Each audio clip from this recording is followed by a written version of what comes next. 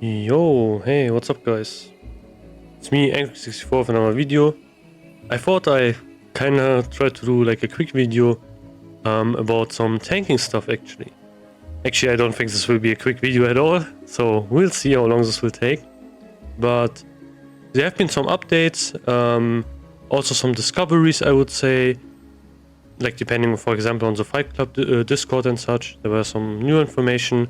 And I kind of want to make like an overall video where I can pretty much summarize everything in like one video. I will mostly be using the Swowhead guide, so not like the sheet I use, which I made by myself, because there's some really good and really insanely like informative information here. You can see this guide got actually updated pretty recently, so yeah, it is really nice to have. And pre-patch tanking will be a bit strange, but we'll get to that. So first of all, however, I just want to mention the general YouTube things. If you like these kinds of videos, guides and content about TBC or like WoW Classic in general, and you're not really too tired about my voice, I would highly recommend, of course, if you could like and subscribe and so on. Maybe share the video if you want to, stuff like that. And yeah, if you want to support me otherwise, it's also a Ko-fi link and stuff like that. But let's actually start with the actual topic at hand here, which is tanking. So for protection warriors, we have some really nice quality of life changes already in the pre-patch, especially regarding the tanking spec, the deep protection spec. And I will talk about like which spec you should maybe choose as well in a second, because there have been some new discoveries as well, and yeah, that will be pretty interesting to talk about. But in general, we can see we have some new stuff. For example, we have Devastate, which is a capstone talent which we can get in the deep protection tree. So not every tank spec will have access to this one. However, if you are going deep protection, you will have access to this one. This will pretty much replace your Thunder Armor. So basically, you used Thunder Armor also as an like warrior, as a tank warrior for some threat and so on, and also to get Thunder Armor as well on the target. But now you can actually use Devastate. This one is just straight better than Thunder Armor, since it first of all does some damage, which obviously gives you some threat, and also it also does apply Thunder Armor as well, which is insanely useful.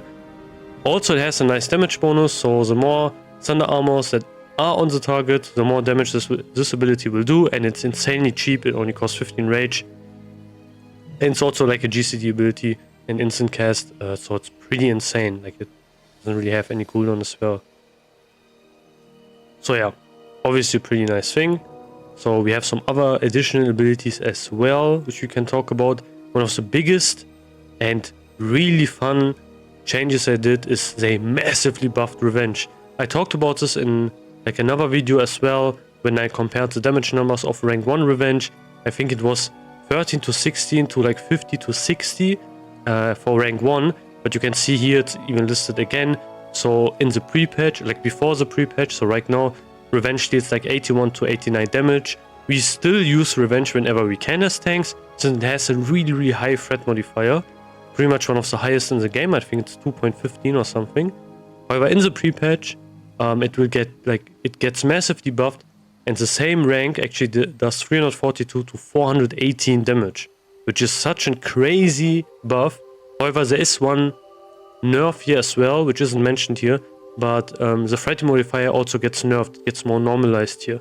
But again, this damage is insane, and yeah, like this will make Revenge, like using Revenge, really fun. This is always an ability that has been like pretty iconic, I would say, for warriors. It's also one of my favorite abilities. It looks really cool, and that's like it has a really nice thematic around it. So yeah, big plus. Also really nice to use while you are leveling. Again, it only costs 5 rage, and you can kind of guarantee it if you use shield block as well. So I think this will be, like someone in my comments also mentioned it, it's actually meta to level as a protection warrior in TBC, but I'm not too sure about it. Would be something I would maybe try out. Then we have some other changes, of course, talent changes here. Tactical Mastery is now in the protection tree, and also gives you some additional threat modifier to Bloodthirst and Mortal Strike. Pretty nice to have if you are Fury Prot. So this will be relevant in the pre-patch. Devastate again. And this is also one of the like big changes. Thunderclap will be now usable in defensive stance, and you will use this whenever you are going to AoE. So less spamming battle shout and such for AoE threat. You can actually also start now using Thunderclap, which is obviously like a tanking ability. But yeah, of course, the viability is actually doesn't even need to get mentioned here. Protection warriors are still going to be insanely viable here, since yeah, you have all the tools, you have everything, and you even get buffed here. So yeah, pretty insane. And like all of the bosses are pretty much tailor-made for protection warriors. So the builds, we have actually 2 builds we can use here. Actually, we have 3 builds, to be honest even. But yeah, I will talk about them in a bit. When I will switch over, then you will see this. And yeah, we have some general rotation here. This is actually like the deep protection rotation. I will get into that in a bit as well, but we can look at this rotation really quickly as well. So first of all, this would be incorporating, of course, using a shield. I will talk about how viable deep protection warriors actually are, because this is pretty important. We didn't use them in vanilla, like in Classic Anniversary at all. There was a pretty big reason why, and I will talk about this in a second. So we have obviously Shield Slam, we have Revenge. Again, like I said, Revenge is really insane. It's a pretty strong ability. We have Devastate here, this is like the new ability we will use here, and then we will dump Rage of Heroic Strike. So you can imagine if you are using, like if you want to switch over to Deep Protection, and you were playing Fury Prot all the time, basically the only thing that would really change is pretty much you replace Bloodthirst with Shield Slam, and that's kind of it. But I will talk about the advantages, disadvantages, like which of the different specs I have in a second as well, but that will be a bit later. And then we have the general stuff like Shield Block should be always up if you, or you can also time it if you want to be like, if you maximize it a bit, because sometimes using Shield Block is of course not like the best thing you should do, since maybe you want to save it for like some big damage or whatever, but generally you should probably just spam it, since it will generate the revenge proc, and then you have more threat on the target, which is pretty insane. But yeah, you will probably be capped on this ability anyway, since it has a 5-second cooldown, so there will be many times where you could use revenge, but you can't because it's on cooldown. This is a pretty big one, and I want to go over this like because it's really important. Consumable changes. Consumable changes are something that pretty much affect every single class in the game, but even tanks here are affected. So let's go over this. So first of all, we can no longer use a single battle elixir and single guardian elixir at the same time. If you don't know what they are, because in vanilla there's like no comparison here, like these flasks or whatever consumables don't have any name to them. They don't say that they are battle elixir or guardian elixir anyway, so this could be something where you might even not know what that even means, but let me explain it. So basically in vanilla we can use multiple battle elixirs. This, like in comparison, we can for example use Mongoose, and we can use Elixir of Giants. Elixir of Giants would give us some strength, Mongoose would give us some agility and grit, and we can also use other additional ones like Roids, for example, which I can show you right here. Oh man, this one has such an annoying name. Roids, for example. This one is pretty crazy, but you can see one thing here. It says it's in battle elixir, even though it comes from a quest and it's like a weird one-use consumable. Is something they changed in TBC. So maybe you were asking about it. Okay, can I use Roids in the pre-patch? No, you can't. It's pretty worthless actually. But yeah, I will maybe make a separate video about consumables overall. For tanks, however, what this means is you can only use one of each. So this means you can only use like one battle elixir. This, for example, means like Mongoose, which is mentioned here. This is pretty much the best one you can use. Like Giants, Roids if you want to use that, stuff like that. But the best one you pretty much can use is Mongoose. This could also mean that the price of Mongoose could maybe go up. I'm not too sure about that. But yeah, you can see we have some changes here as well. We still get 25 agility, which is just also some nice additional mitigation. But we have some critical strike here. Critical strike rating by 28 for 1 hour. Okay, what does this mean for us? This still means we get 2% crit from this consumable. These consumables are still adjusted for level 60, so you don't need to worry about these ratings yet. When you're going to level and such, then it's more important, but right now it isn't. So this is slotted. If you use this consumable, you're locked out of any offensive consumable you could use before. So stuff like there's some exemptions, but what I mean mostly is like potions and such. So no more giants, no more jujus, like offensive jujus, stuff like that you can really use. No more giants. So even you can also check this for a second. So Juju Mike, for example, you can see this also has better elixir now, and the name means you can't use it. So yeah, Mongoose is pretty much then the best one. So for Guardian Elixir, what is a Guardian Elixir? These are elixirs which are defensive elixirs we use. So stuff like Fortitude, for example, if I can actually find it. Yeah, this one, for example, which gave you some maximum health, and you could stack this with other defensive stuff. You can see it says it's a Guardian Elixir. So yeah, also stuff like, for example, I don't know if I can even find this, probably not. Like this one, for example, this was from TBC, but that's kind of similar thing here. But yeah, you can see it's also Guardian Elixir now. So yeah, this basically means what is the best one we can use? It's actually Spirit of Zanza. This one is just stacked in general. Got kind of nerfed here, however, you can see it only gives you 25 spirit and 25 stamina. The vanilla version actually gave you 50 in both sets. See, you can see it right here. But yeah, it got nerfed. We have many consumables that actually got nerfed. One of the big ones is actually Flash of the Titans, where you might be thinking, okay, why can't we just use this one? This one was also always something we used here. But you can see it only gives you 400 health now. In vanilla, it gave you 1,200, or was it 1,500? 1,200, yeah. So yeah, big nerf. Flasks in general they got nerfed massively. Every single flask, pretty much. So yeah, the problem with flasks is you would maybe think, okay, how does this like actually work with Guardian and Battle elixirs? If you use a flask, you can't use a Battle or Guardian elixir. So flasks pretty much fill both slots. So yeah, that's kind of how it works. It says also on the card, counts as both a Battle and Guardian elixir.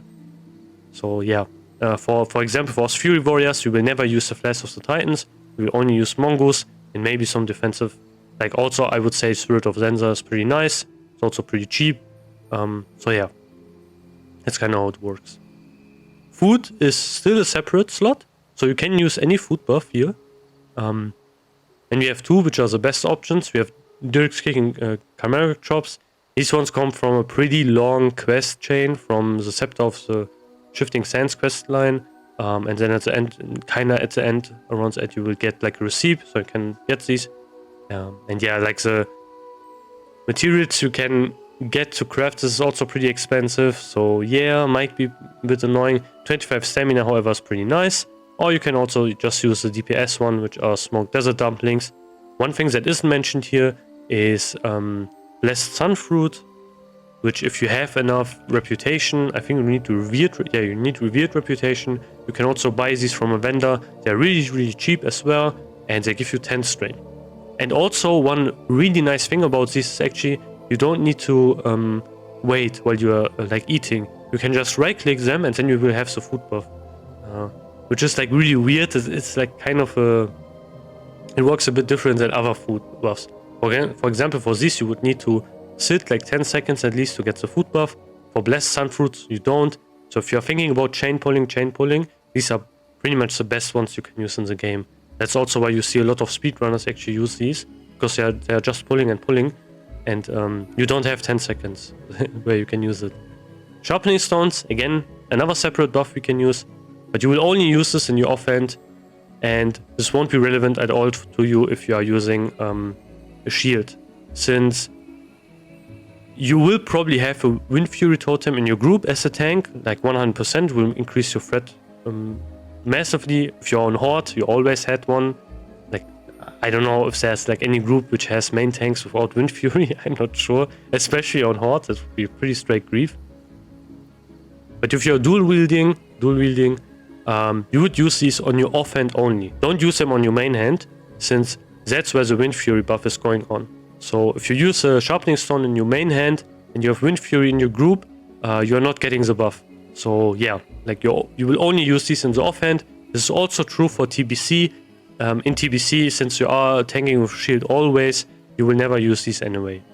So this is only like relevant then for Fury Warriors. Yeah, potions.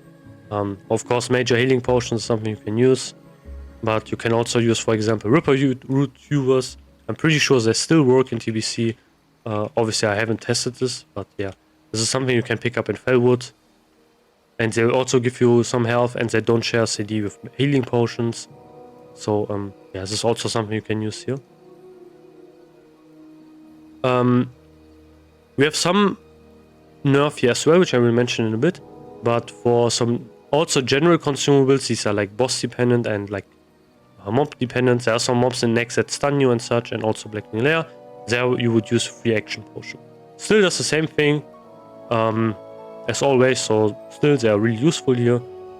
And then we have some other stuff. We have greater stone shield potions, which give you like 2000 armor for 2 minutes, and make the rage potions. Now you would maybe think, oh, they might don't stack with like all of the other stuff, but potions are a separate thing. So these are like potions. There's a pretty strong distinction about elixirs, potions, and flasks. These are like the main 3 consumables kind of you can think of from the alchemy profession. And they have a pretty pretty important distinction here as well. One thing you don't see here is actually using another potion here, which is a lip, which is a limited invulnerability potion. I can also pull this up right here, but these got massively nerfed here. So what they did is basically, let me pull this one up here. So in TBC, in the pre-patch as well, they will reduce the physical damage taken by 120 for 8 seconds. You would say, oh, this is kind of nice actually, but if you look at the classic version, they made you immune for 6 seconds. So we spammed them massively on every kind of AoE pull, just having like one warrior doing an AoE pull, AoE taunt with them also up. Many people use that strategy, and now you can't really use that.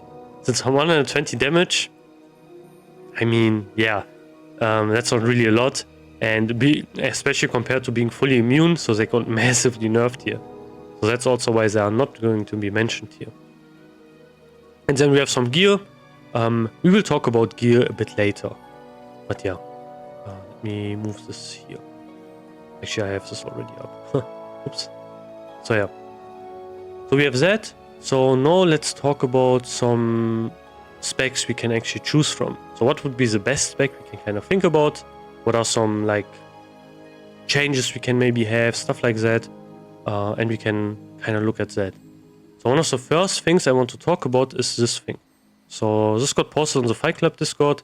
So someone actually made some calculations here, and you can see some of the like different specs faring up against each other. So we have Fury Prot, dual wielding. This one was the main tanking spec in Vanilla and Classic Anniversary. Not really in the OG Vanilla. But yeah. Then we have Deep Prot, dual wielding. This is really interesting. And then we have Deep Prot with a shield, like the classic one. Classic tanking one. And we can see some numbers here, and I will explain some numbers here as well. So we have first of all DPS. So you can see, obviously, we can actually compare the original ones first of all. So Fury Prot is obviously going to do more DPS than Deep Prot with a shield. It's kind of a given. You have 2 one-handers. I mean, it should do more DPS. But you have also a new spec here, which is Deep Prot with dual wielding. This spec, I will show you that one later. It will go pretty much full into the Deep Prot tree, but it will use Devastate. Just Devastate. And you can see this is actually way more DPS. It's 10% more DPS, which is insane for Vanilla. Like, you can see this is like pretty insane. We have like only 700 DPS here, and doing like 10% more is pretty crazy. You can see the threat per second also in this comparison here, and we can see, for example, Fury Prot actually does a bit more, like that does the most amount of threat here. So this, yeah, but the difference is not really that crazy. We have like a 1% difference here, and that's not that big. Compared to Deep Prot with a shield, we have a massive difference here, which is like minus 12%. So Deep Prot does the least amount of threat, So this is something that is pretty obvious here, obviously. And then we can compare this one, which is DTPS. And now you would maybe ask, okay, what is that? I also need to look that one up again. But that's actually damage taken per second. So this basically says, okay, how much damage you take. And we can see here, okay, Fury Prod obviously does take the most amount of damage at 3100. Sorry, my voice kind of fucked up here. Then we have Deep Prod dual wielding here, and they get actually a bit less damage here since they are in the Deep Prod spec, and they have some mitigation talents there. So yeah, minus 7%, and obviously this one, the Deep Prod one, gets the least amount of damage, minus 27%. Yeah, using a shield is pretty insane for damage mitigation. So this is pretty important to mention. So these are the 3 specs. And you can see actually this one is kind of a new one here, which is also pretty much only relevant in the pre-patch. But you can see actually the numbers are pretty crazy, especially the DPS. And I think, personally, it might actually make more sense to use this one. I think the trade-offs are not really big at all. You have 1% less threat, you have 10% more DPS, and you have 7% also more damage reduction, kind of, which is pretty insane. So now let's look at this in more detail. Let's look at some talents here. So again, we have many things here, obviously, which we can mention. One big thing is also Death Wish. It's not in the Fury tree anymore, so you don't have access to that as Fury Prod. You would maybe think, okay, now the pre-patch is out, I can finally play Deep Prod. I will talk about why we still kinda don't really want to go for Deep Prod. And yeah, that's like, it's not really because of talents, or we don't have like massive talent changes where Deep Prod becomes more useful in TBC, and that's why everyone uses it. There's actually like some other reasons why that is actually the case. I mean, I said actually so many times now.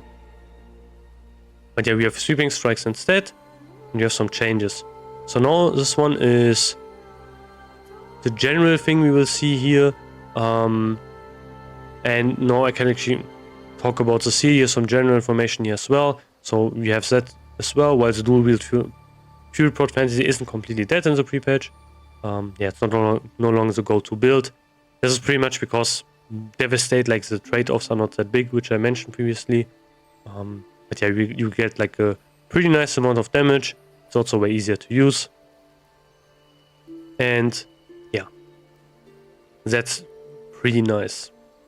So let's look at the talents. We have dual wield Devastate Warrior tanking build here. So basically this is like a general thing which you will see many builds in the pre-patch. You will kind of focus in going into one talent tree. Don't worry, in further on into TBC we will get like more additional talent points, which will allow us to actually also go into the other trees as well. Especially for DPS classes, this will be pretty nice. But now in the pre-patch we can't do that. So yeah, it's not like Cataclysm yet. Don't worry. So yeah, what you will go is, for example, improved Heroic Strike. Obviously this is pretty nice in general, having reduced rage cost, deflection, and also like we will pick up Cruelty in the Fury tree. This is the only thing you will pick up here, however. Then you will go full prod. One change, you have Tactical Mastery here, obviously. This is a change they introduced in TBC. So it pretty much moved from arms to protection, and it's also like now a tier 1 talent. You will get some defense here, but basically this is only done so you can go further down the tree here. So yeah, you have that.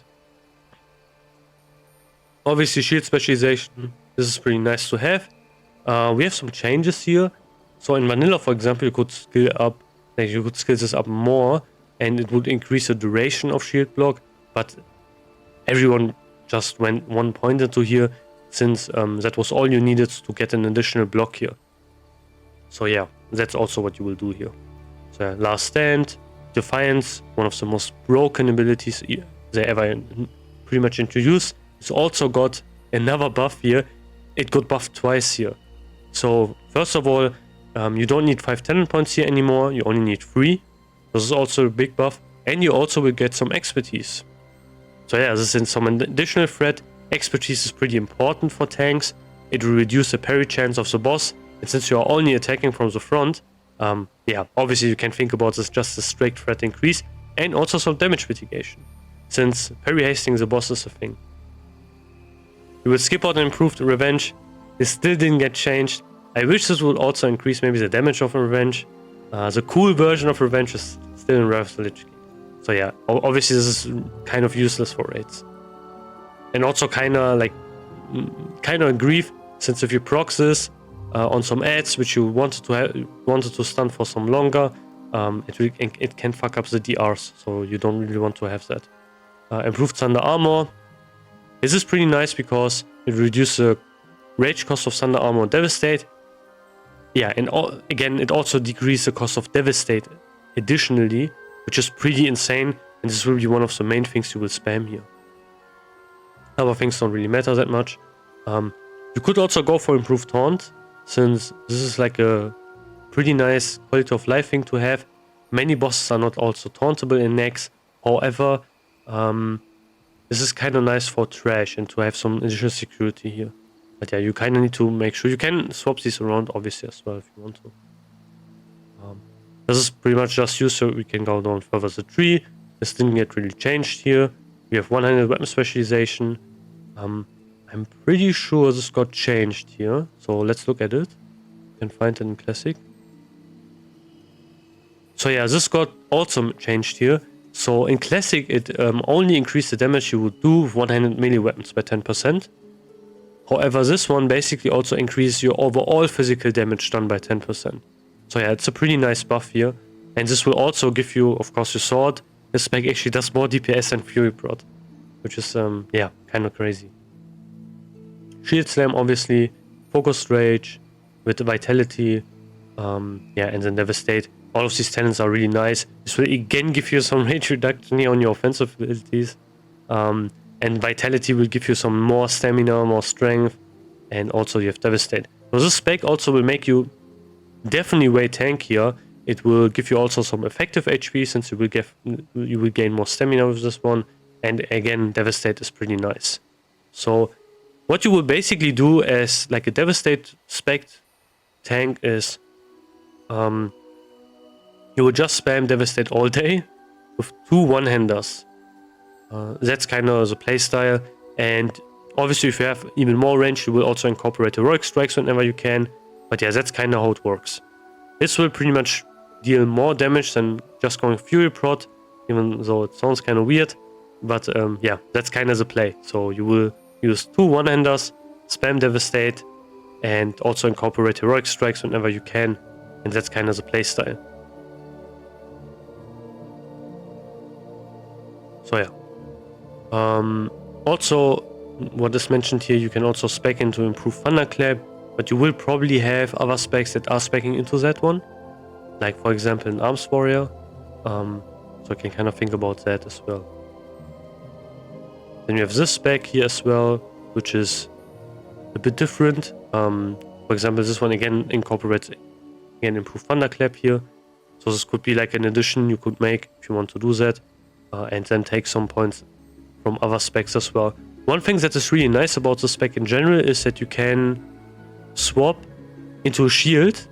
Let's say you have like a really big threat lead, and you can swap to a shield, and then you are pretty safe, and you still do decent enough damage, especially compared to a Fury Prod. Because Fury Prod, if you swap to a shield, you will lose, you probably know about this already, but you will lose out a lot of damage. Not in this spec. This spec is kind of built around having a shield, because you have Shield Slam, you have also some additional shield abilities here, for example, also in this spec here, for example, Shield Mastery. This will also increase your shield block damage, and this makes it so obviously you will have some advantages here compared to playing Fury Prod and swapping to shield. In general, this playstyle is way safer. And also way easier to use, since you don't need to use Bloodthirst and such. So yeah, that's kind of how you would use it. Again, also, this one doesn't have any changes compared to to Deep Prod. So if you think about, fuck it, I don't want to use 2 one-handers, you can just use this one, and then you're good. You can also just incorporate that one and just equip a shield I mean, it's pretty much the same spec here. So yeah, that's kind of how it works. So what would I recommend personally? It kind of depends. If you are really stuck on that Fury Prod playstyle and don't want to change, you can still play it if you're really used to it. I mean, you can look at the differences here again. The differences, I mean, you would do less damage, you do more threat, and you take more damage in. So nothing got really changed here. However, if you want to be a bit more safer, you want to be more of a chill experience, I would say, you obviously can swap to this playstyle instead, where you just spam Devastate all day long, and that's kind of the whole playstyle. Then you kind of need to think about. It has pretty much, in my opinion, more advantages instead of playing Fury Prod. Since again, you don't even have access to Deathwish anymore, so that's something you just don't have. But yeah, that's just something I need to mention here as well. You have more advantages playing the new Deep Prod spec where you would dual wield. So now let's talk about Deep Prod. Sorry. Deep Prod obviously has more disadvantages here. Technically, you can still play it.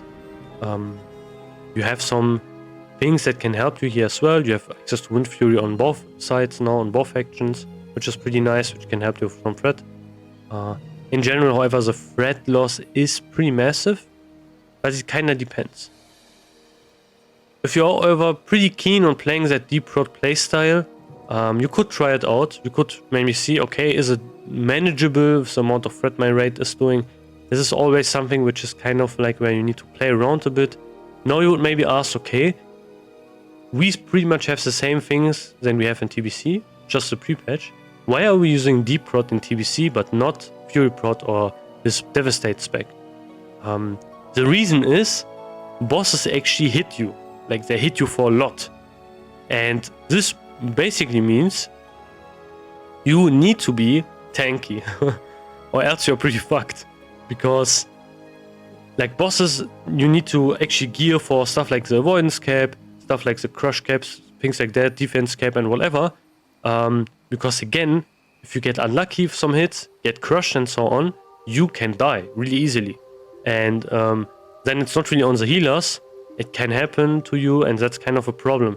So bosses in TBC hit way harder than vanilla, especially the later ones. Brutalis, for example, and also, for example, Illidan are pretty notable like bosses where they can fuck up your tank really easily. So yeah, that's why you tank with a shield. In heroics especially, you don't want to show up as a Fury warrior, a Fury Prod warrior in heroics, because that's like, yeah, you're not going to have a good time there. But that's basically the main reason. You can actually see this right here. The damage mitigation you get with equipping a shield is pretty insane. Also, other stuff is pretty important as well. There are really good items as well for tanks. You have really nice, let's say, set bonuses and such. So, yeah. Like, it is important to be tanky on a tank. In TBC, in vanilla, not so much. In vanilla, there were even, like, in my raids, which I experienced, many times where our tank died, and just some Fury warrior took over. Maybe they equipped a shield, and that was it. Like, that was something you could actually do, to be honest. Like, bosses didn't hit hard enough. However, in TBC, if that happens, if your tank is dying, yeah, you can't have the Fury warrior off-tanking that one, because, yeah, they will die, like, really fast. Especially if they get unlucky, if they get crit or crushed or whatever, it's over.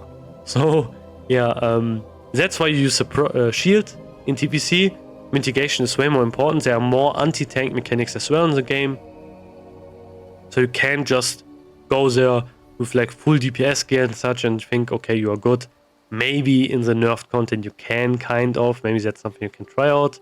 But I wouldn't really recommend it. We still have Prince Malcazar, which still is kind of a problem for tanks. He still has some tank mechanics where you need to be mindful about. He can hit pretty hard, and later on especially, no chance you can show up to a raid with 2 one-handers, you will get clapped.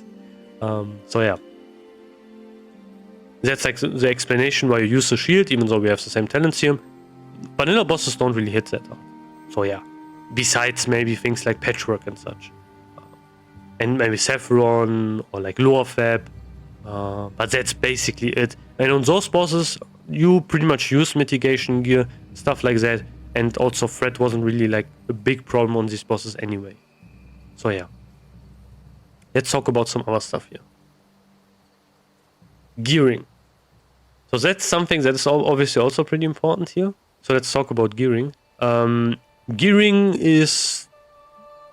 We have some new things we can talk about here. But I will go over like kind of every single slot and talk about some of the best stuff you can use here. It kind of depends what you want to do here. So first of all, we have the helmet slot.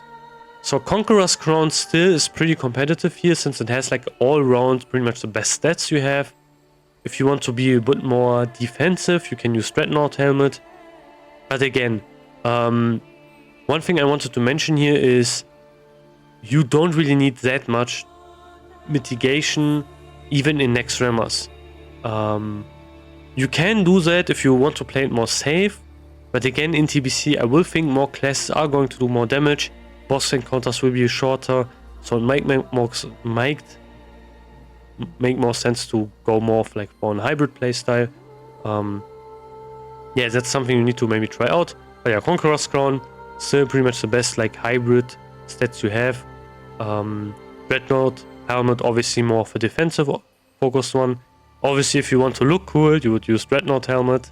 I think that's a given. You can also think about using the rank 14 gear. Don't forget, these will only require some honor points and some marks of honor. So these will be really, really easy to get now. So yeah. If you have a really shitty helmet, this could be an alternative for you. Basically, you can equip yourself with full rank 14, which I would highly recommend every new fresh warrior to do.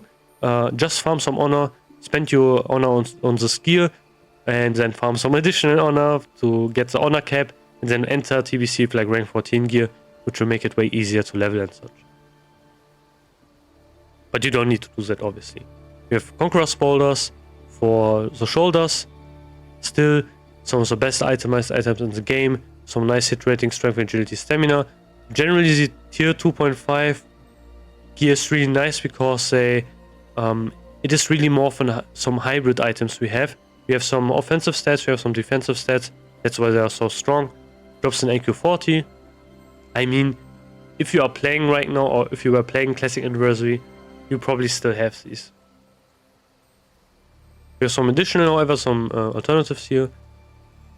Again,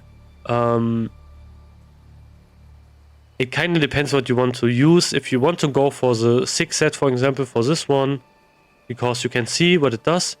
It improves your chance to hit with Thunder Armor, Devastate, which is new, Heroic Strike, Revenge, and Shield Slam by 5%. These are actually one piece that you can actually use. They are actually not really that bad. 10 hit rating, some block value of your shield, defense rating, strength and stamina, but still, they lag pretty heavily compared to Conqueror's Boulders if you think about offensive stuff. These are also pretty nice to use, obviously rank 14, or actually rank 13 shoulders in this case. But yeah. And we also have these ones, which you could get in AQ. Again, more defensive focus, but instead of using these ones, I would probably use Dreadnought for mitigation, and these ones for a bit more offensive gearing, let's say it like that. Cloak, still Cloak of the Fallen God, remains the best one. We still have Kings, we still have the ZG World buff, so these like base stats scale really nicely, and yeah. Again, there are some alternatives, however. Pure mitigation, for example, is not really pure mitigation. This is more of an hybrid item, which is pretty nice. You have this one, which you can get a small from PvP item, Cloak of the Scourge, but again, also something you can pick up. And in AQ, you have Cloak of Consecrated Hatred, but this will be pretty contested by rogues, for example. So it might be annoying to get. So for chest, this is again one of the best items like you can get generally. chest token from AQ40. Strength, massive amounts of strength, massive agility, 38 stamina, some defense.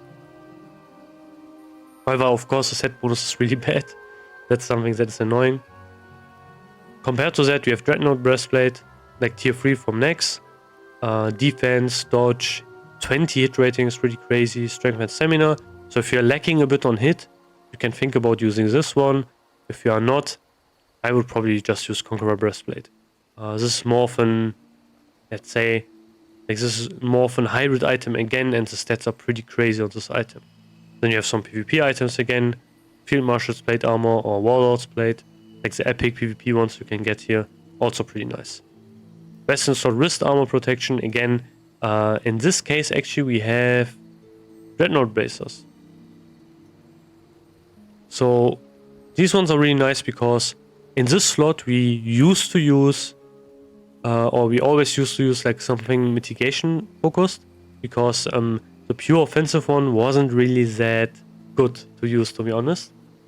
So, and the slot was kind of limited here. But yeah, Dreadnought Bracers, tier 3 base bracers, 14 strength, 38 stamina, 7 defense. And this is pretty important to get the 2 set. The 2 set increases your damage done by your revenge ability by 75, which is pretty crazy. We can also look at this in next vanilla version of it, if you want to. Look at the set bonus. Pretty much did the same thing here, but you can see actually, for example, Devastate is not mentioned as a 6 piece, obviously because it didn't exist yet. So yeah. So getting the 2 piece is pretty nice. This can be one slot, like one piece of gear where you really want to have that. And again, Revenge, you saw how much damage it does now. So this will be even some additional damage you can also have there as well. So yeah. You can see, for example, one thing we used here was actually Braces of Wrath, which was tier 2. You can see this is also purely defensive focused. And if you wanted to have more of a hybrid thing, you use Braces of Brutality. Strength, Agility, 9 Stamina, go from AQ20. But yeah. Dreadnought Braces are pretty much better than, because that's like the one piece you can pick up to get one of your items for the 2 piece. Hands are pretty interesting here. So in the pre-patch, first of all, we have some weapon skill changes. This means first we can just drop Edge Masters for every single race. So if you were using Edge Masters, you can ignore them. Just don't use them anymore. Even if you are a troll or whatever, don't use them. If you want to know how Edge Masters looks now, it looks like this. 19 hit rating, 17 expertise. And people are pretty keen on expertise and such, parry reduction, whatever. But trust me, you can't reach the expertise parry cap in the pre-patch unless you will go way out of your way to get many expertise items, and you would just grief yourself. So don't do it. So yeah. We have actually one completely new item, which is really interesting here. We actually have Fist of the Unrelenting. This was one item, like I didn't even know this until I read this guide here. But you can see this is actually a new item, which was in the PTR back in 2006. I don't know. Obviously I didn't play the game back then. And they are really nice actually. They never made it to the game, but they got added to TBC actually. So this will drop from Saffron now. They will give you some strength, some stamina, actually pretty huge amount of strength. 26 strength, 26 stamina. Has some disarm duration. Actually, I want to check. I bet if this was in vanilla, it would actually remove disarm completely. Yeah, immune to disarm. So this was the vanilla version, but they never got added to the game officially, sadly. But yeah, basically you have some disarm duration. Critical strike rating by 14, 10 hit rating. Basically it's 1% hit, 1% crit. 50 like the disarm thing, 26 strength, 26 stamina. Pretty insane actually. They are really similar to the Goddess of Annihilation. Oh man, I'm not going to... yeah. So you can see they are really similar to these ones. They just have a bit less strength, but way more stamina. And also the disarm thing. So these ones, Goddess of Annihilation, they basically have more strength, They're still the best ones you can kind of use. You want to go more of an DPS build. And yeah, so you would still use these if you want to do that. 14 crit, 10 hit rating, pretty much the same thing. 1% crit, 1% hit, but they have more strength. And more of a mitigation focus one would be these ones from AQ. 19 strength, 18 agility, 20 stamina, 13 defense. Regardless of stat V's determination. Again, defense is not something you should really care about in the pre-patch. Since again the bosses, like, there's not really a lot of changes here that they are going to hit harder or whatever. It's just something nice to have. So yeah, that's how it looks like for that. We have some other alternatives here. H-core leather gloves actually are still pretty nice. You would maybe think, okay, this was an item which gave us dagger weapon skill, but still the other stats are pretty nice. Since they got changed here, actually. So we have 15 strength, 15 stamina, we have 12 expertise rating and 14 crit. So yeah, they are actually not really bad, even as in DPS, to be honest, since I give you 1% crit, some expertise, and then also some strength. So yeah, not really a bad choice to make. And then obviously we have the PvP ones you mentioned as well. For the belt, we have Girdle of the Mentor. This was also the best one you could get in in phase 6 pretty much, but nothing really changed here. Again, this is like an alternative to Onslaught Girdle. It does pretty much the same thing, but it has more defensive stats and less strength. However, you can see, of course, Onslaught Girdle pretty much the alternative. If you have that one, you are still pretty good. They are really similar to each other. But if you want to go, like, there are some alternatives here. We have Triad Girdle, just pure stats. And you have also the tier 3 belt. But again, this one is not really good. 20 strength, some block value, block rating, and 13 defense. Again, this is only really good if you're going to go for like full deep rot with a shield.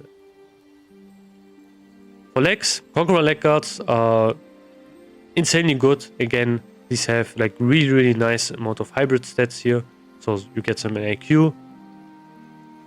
And instead, if you want to go full mitigation, you would use Dreadnought leg plates, defense, dodge, block value, a huge amount of stamina here. So yeah, it kind of depends what you want to do. If you want to go for more mitigation, it's like a general thing. You would use tier 3. If you want to use more like offensive stats or more of a hybrid set, you would go for other items instead. But yeah, another thing is also, of course, the PvP epic items are still really good as well here. Then we have boots. That's also another choice where you would actually use tier 3 here, since boots are also something where you kind of need to think about what you would do. It kind of depends also on your hit rating as well, which I will mention in a bit. But yeah, Dreadnought Sabatons, 15 strength, 34 stamina, 13 defense, 12 dodge. And this would actually activate you 2 set if you also have the bracers. And then your revenge would also hit way harder, which is nice. But yeah, some alternatives here are martial plate boots, for example. They give you some hit here. Stuff that is not mentioned here are, for example, chromatic boots, which are obviously also pretty nice to have. Which not show up, I guess. Oh here. Yeah. These ones, more DPS focused, but they also give you 1% hit. These are like the best ones you can use as a DPS warrior. But yeah, you should have a lot of hit anyway as a tank. But yeah, it kind of depends what you want to do here. Then we have Sadist Collar. This is the best neck you can use here as a tank. This has the reason is it has a lot of mixed stats. It has a bunch of stamina, some crit, and also some nice attack power. There's also some gothic. This is not something that is really contested right now. So if you can, you can maybe pick this up. This will be also pretty useful in TBC. However, if you are not, like if you don't are around the hit cap, the best one to use is actually Mark of Scoon. 24 stamina, defense, hit, dodge. So it has kind of everything. Obviously, really good mitigation piece here. And however, this is, I would say, more contested than Sadist. Kind of depends what you want to go for. For rings, we have two things. Basically, we have Circle of Applied Force and we have Ring of the God Slayer. Also, some other necks. Let me quickly mention it. We have Storm Rage. Can I actually find it? Yeah, this one. This drops from Calfuzard. This is a purely DPS focused one. So if you want to go all out on your threat, this is pretty much the best one you can use. And you also have some other ones from GG which you can use. Or you can use the Barb Joker from AQ, which also has some stamina. But yeah, these will be more used for DPS classes. So it kind of depends what you want to do there. Also, you have the Onyxia neck you can use from Onyxia's head. This is pretty much a nice one you can use until you get one of these here. But yeah, for rings, Circle of Applied Force has pretty much the best general stats here. 12 strength, 22 agility, 9 stamina. Drops from Flame Gore. This is also contested by DPS. This is also again really nice because of Kings and the ZG World buff. So yeah, that's why, and also like 22 agility is a big amount of mitigation here as well. Ring of the God Slayer, another one which drops from AQ. 21 agility, 17 stamina, 26 attack power. These are more like mitigation focused. Again, there's not really some like best rings you can kind of use here as a tank. It kind of depends on the situation. Similar to DPS, obviously if you are lacking on hit and not hit capped yet, you would use a hit ring here. But yeah, again, it depends what you want to do here. For example, you have a mitigation alternative here again. Ring of the Dreadnought, which draws from Calfuzard. 27 stamina, 12 dodge, 15 defense. This is also locked to warriors only. So if this one drops, you won't have that much competition compared to the other tokens. You have Master Dragon Slayer ring. This is also pretty nice. Draws from Head of Nefarian, kind of guaranteed. So maybe SR the Head of Nefarian, you can get this one. And you have some other stuff here as well. Ring of Emperor Veclaw. This is purely mitigation focused. An easy one to get is on Julio Spand. So if you were doing PvP and are exalted with the AV faction, obviously grab this one. And we have this one as well from Nefarian. This again is a pretty nice mitigation one. 14 agility, 28 stamina. Pretty huge amount of stamina you can get from this one. Trinkets are pretty, yeah, a kind of interesting topic here. So you have some choices here you can make. Obviously, like, you would use some offensive ones here since the defensive ones are not really good and they don't really compare here. So the best one to use is Kiss of the Spider. This is something that will be contested all day. So yeah, good luck getting this one. It will be difficult. 14 crit, 10 hit, 200 haste rating for 15 seconds. These stats are still going to be the same as the vanilla ones. So you get 1% crit, 1% hit, 20% haste for 15 seconds whenever you are going to use this. This item is highly contested by lots of DPS. Maybe less now in the pre-patch, since Slayer's Crest is actually better for DPS long term. But yeah, we'll see. Then obviously we have Mark of the Champion, which drops from Calfuzard, the Phylactery, then it's guaranteed. This one will give you 150 attack power against undead and demons, and is always a passive trinket you will always use against undead and demons. There are not really any demon bosses, raid bosses in vanilla, but in TBC, especially in Karazhan, you can use this all day and you are good pretty much. But you should probably use defensive trinkets there instead. So yeah. Then we have Slayer's Crest, obviously pretty nice trinket. Gives you some on-use attack power, 64 attack power passively. This is pretty much a mini version of or a lesser version of one trinket we can get with badges later on in TBC when we are 70. So yeah. Some alternatives obviously are more DPS trinkets. So Earth Strike. We have Drakefang Talisman. So Earth Strike is just a lesser version of Slayer's Crest, but still pretty nice. But you need to farm a lot of reputation for that one. You have Drakefang Talisman. This one is just from Blacking Lair, pretty contested. You would maybe think, okay, the ratings are meh, but still this is actually pretty useful. 20 hit rating goes a long way. It is still going to be 1% hit, at least in TBC. You need around like 15.6 or 15.8 hit rating at level 70 to get 1% hit. So this still would actually give you 1% hit. And also it gives you some additional useful stats, some dodge, some attack power. This is really useful on druids, but yeah. But this is obviously really contested. I think I don't really need to mention this. Diamond Flask, still pretty nice. However, the healing set doesn't really work anymore. So yeah, you would only use this for the 75 strength. Hand of Justice, you can use this as well if you want to. Then you have some situational items, Life-Giving Gem. I use this a ton, it's really useful. Stylines if you want to go more defensive one, or if you want to guarantee your taunt hitting, you can actually use also this trinket, which was from the optional boss in the group, Net Pagel's Broken Wheel. So yeah, but these are more situational. I would recommend, if you are a tank, obviously try to use the offensive ones. If you, let's say, if you don't really have access to really good trinkets, obviously get Diamond Flask. Still don't get the other trinkets, other items from that quest. Still not going to be useful in any way. So yeah, but it's not really that big of a loss anymore. Still, you should use Diamond Flask. Try to use Hands of Justice if you can. If you can't, maybe you can get one of these trinkets. This trinket in general is really useful. It is pretty much a second last stand you can use, so it's always nice to have. But yeah, that's kind of what I would recommend here. Weapons are kind of funny. So what would you use here? What do we have here?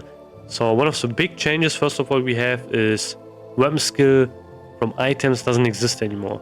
So all you are going to get is from items which had weapon skill is expertise. Expertise is going to reduce the chance for your hits to be dodged or parried. That's all it does.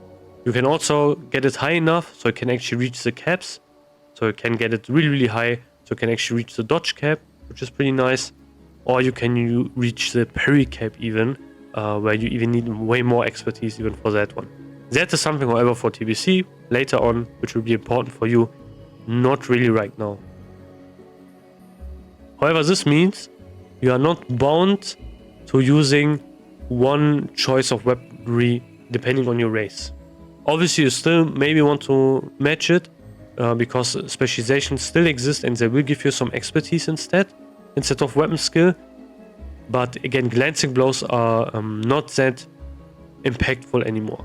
So yeah, you can use other weapons, and that's also why you drop Edge Masters. Let's say you are a troll or even an orc that used Thunder Fury or maybe also Thunder and Cold as well, and you were using Edge Masters because of the weapon skill. Actually, no, that doesn't make any sense.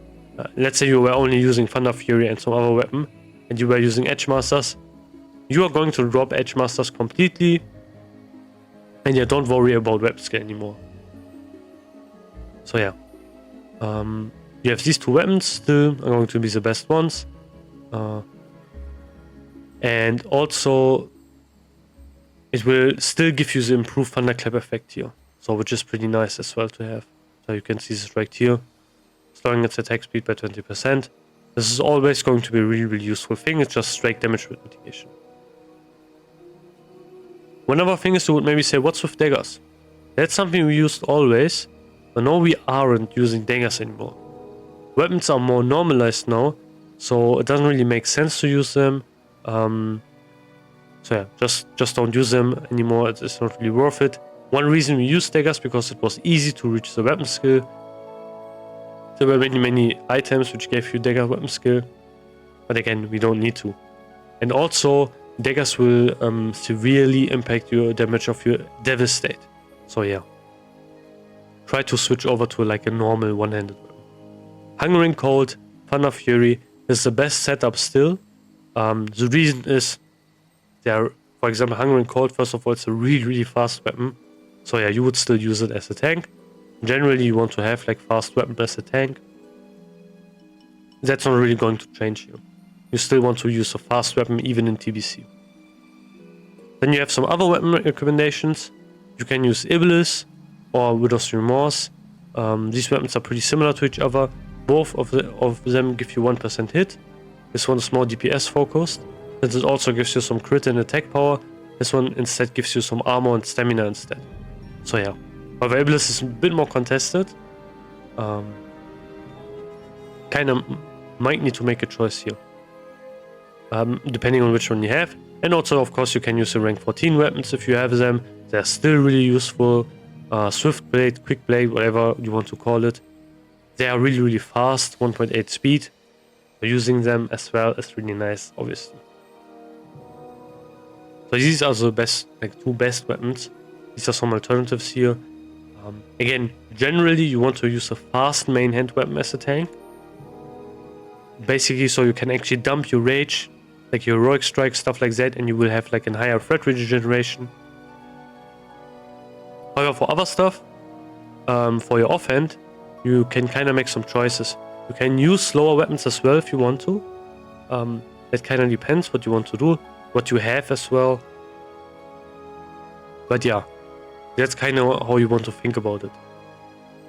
Most importantly, use a fast main head. That's important. Because otherwise, you won't really have a choice you can make where you can actually dump all of your rage. For shields, no. Shields is something that might be a bit more important now, since again you can take them into TBC as well, and also you can maybe think about using deep prot if you want to, and also as like a devastate warrior, you can obviously also make usage of shields better. The best shield in the game is the Face of Death, Curse of Saffron, just because of it, like it has the highest amount of stats you can get. So obviously, pretty nice shield. Other shields instead, we have the rank 14 one. This one is pretty nice as well. Even has like a reflect here, which is pretty nice. And then also we have this one, the Plague Bearer, if you want to use it. This also drops from Nex, drops from actually Patchwork this time. Also gives you some frost resistance. So yeah. Not really useful in Next Rama, since you don't really use frost resistance on Saffron, but you have also some other choices. You can use a whole different reason of different shields. Shields are not really something you will use a lot in vanilla or even in the pre-patch, since using two one-handers still gives you the biggest advantages still, but further into DBC you will use shields more importantly, and then you have some different choices here. I want to go back to weapons really quickly and want to mention some alternatives here. So obviously you have some different choices you can make here for your main hands, for example. Daggers are something that are going to fall completely short here because of their inferior like damage and such, and devastate and everything around that. So that's something that is going to kind of suck here. But for example, if you're an orc, you can think about, for example, maybe using this axe here, since it has some nice stats, has some nice stamina, 2.3 speed. That's the important part, and yeah, can be pretty nice to have to use. For other things we can also think about. Generally, again, you don't want to use a slow one-hander, so that's important. One dagger, for example, we used was one we could maybe get from the auction house as well, stuff like that. But that's something you kind of want to avoid now. So yeah, don't really use daggers. Use more normal one-handed weapons. And generally, you want to go for fast main hands, slower offhands. For maces, for example, also this one is pretty nice to have. This one, 1.8 speed, one-handed, gives you some expertise, attack power, and stamina. So yeah, if you have it, you can also use this one. What else does there exist? Again, there are many weapons. I don't want to list everything. But yeah, just make sure you're kind of looking for it. Next Ramas, I would say, has like the best things you can actually pick up. So really try to get into Next Ramas in the pre-patch and try to get something, like, because that's where the best gear is. Pretty much. Especially weapons, there are like so many weapons in Next Ramas. You can see we have two one-handed fast weapons, and then we have another additional one from Kel'Thuzad himself. So yeah, 3 fast one-handed weapons in Next Rammers, which no other raid really has. Oh yeah, one thing I forgot to mention, you also have Warblade. Yeah, this one, Warblade of the Akari. 1.7 speed, has no stamina, has some attack power and crit. Still, it's a really fast weapon, however, and does some nice damage here. So yeah, also something you can think about using. Good. For ranged weapons, the best one is the crossbow of Imminent Doom. This was also the case in Phase 6. 10 hit rating, nice base stats. So yeah, that's why that one is like really, really good. We have many alternatives for ranged weapons. We have Soul String, which shows some Next Rammers, 6 stamina, crit, attack power, and we have the Toxin Injector, 10 stamina, 28 attack power. We also have other range weapons we can use. We have stuff like this blaster, if I can remember it. Blaster shot launcher, I think it was.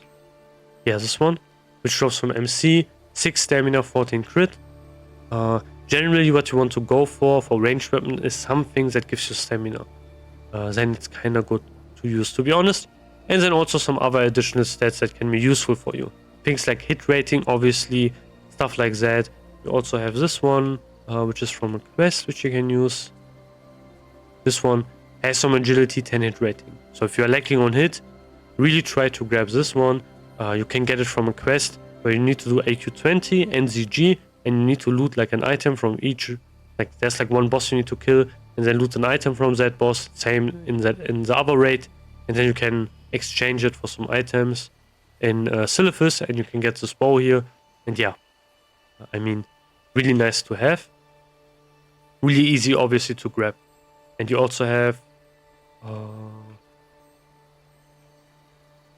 yeah, this one, Dragon Breath Hand Cannon. 14 agility, 7 stamina. So pretty big amount of mitigation stats here. This one drops from Blackwing Lair, and like if you were thinking, oh, maybe hunters or someone want to have this, not really. They have like another better choice. They can get a crossbow in Blackwing Lair, and yeah, this should also be pretty easy to get if it drops. If you are a tank, obviously. So that's kind of it for the gear. Not a lot here, but again, most of it is pretty much the same. If you want to think about, oh, I'm like lacking, I'm maybe a new player or such, I would highly recommend checking vanilla gear, but like from older phases, stuff like that. That will be really helpful for you. So gearing didn't really change much here. You got some new additions here, but mostly it's pretty much the same. There's not really a thing you need to have, but I can kind of talk about some other stuff here as well, which is kind of important. For example, let's talk about stats here, which is pretty nice as well. So we have some stats here as well. These are more catered to, not the pre-patch, but more catered to TBC in general. So I want to kind of brush over some things here, but still also talk about some other stuff here. So we have the crit cap here, 490 defense. This is something you can ignore right now for the pre-patch. Will become important later. Crush cap as well. Kinda ignore this one right now. Expertise soft cap as well, since you don't have many like sources where you can actually get a lot of expertise from. Hit cap, however, is pretty important. In TBC, and also don't forget in the pre-patch as well, we need 9% hit chance. Since we can't get additional weapon skill anymore, so we can't reduce our like required hit chance anymore. However, we have more sources of additional hit cap from group buffs and such. So first of all, we have the new Draenei hit buff we can get, which is I think called Heroic Presence, if I'm not wrong. Yeah, this one. This one will give us 1% hit if you have a Draenei in a group with a certain spec. Like basically melee specs, like physical specs. Warriors, hunters, or paladins, Draenei, they will give you 1% hit. So that's already one thing you can shave off. And also you will have, oh sorry, is this wrong? You also have improved verifier.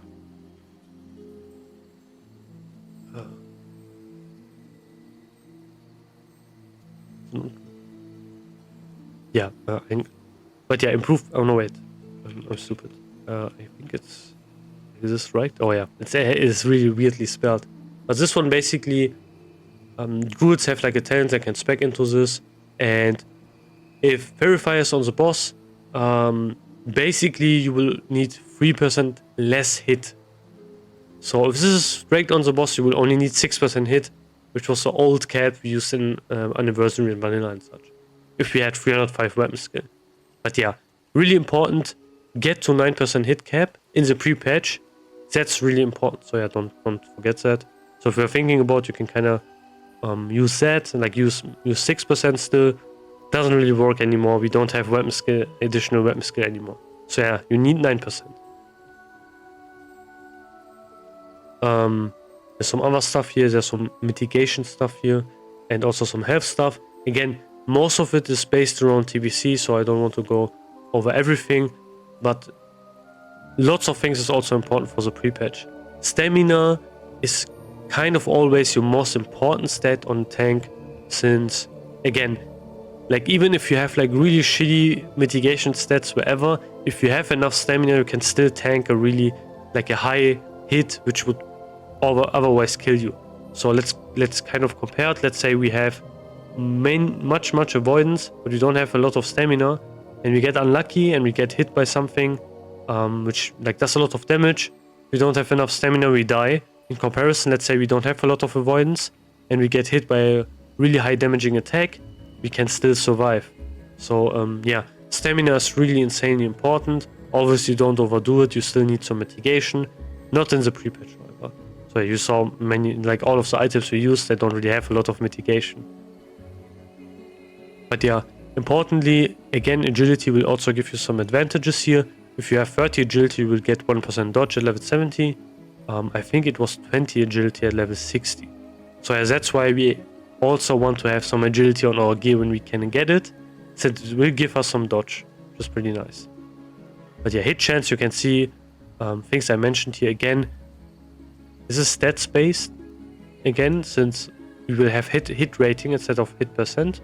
But you can also see it right here, 15.7 whatever, it's pretty much 15.8 hit rating, we need for 1% hit chance at level 70.